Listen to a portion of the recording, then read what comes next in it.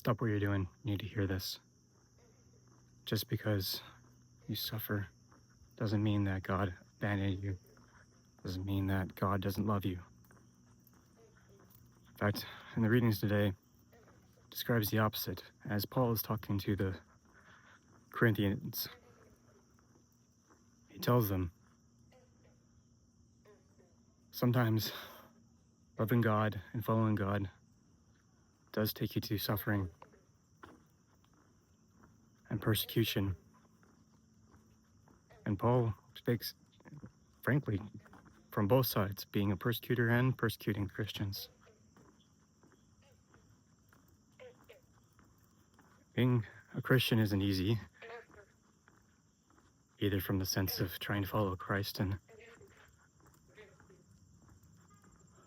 understand Him and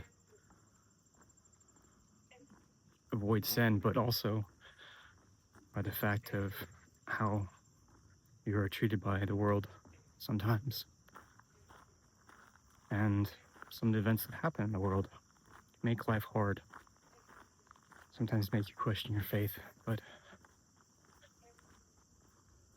with faith can provide comfort.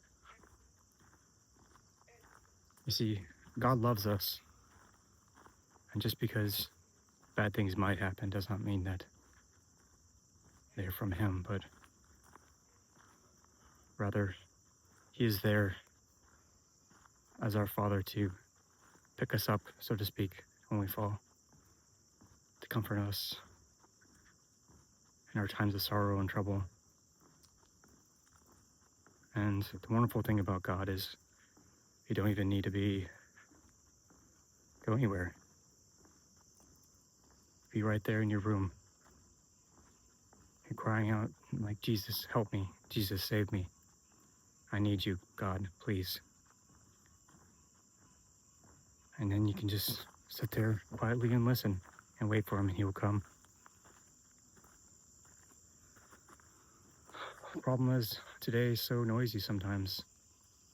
You can't just sit and listen.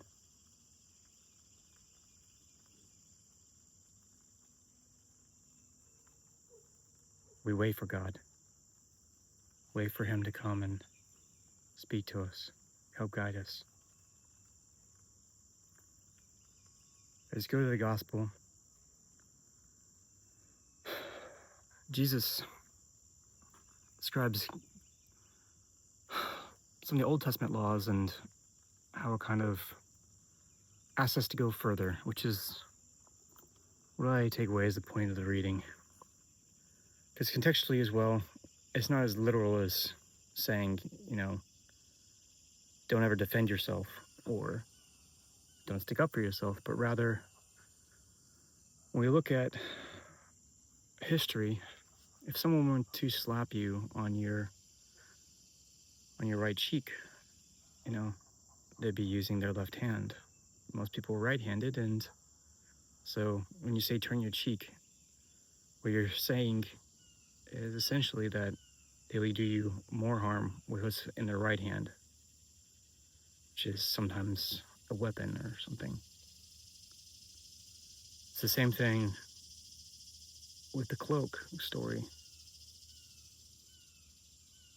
In Jewish law, you can be sued for everything except for your cloak. And same thing, if you walk 2 miles, then you're doing it for a friend, essentially, instead of repaying a debt.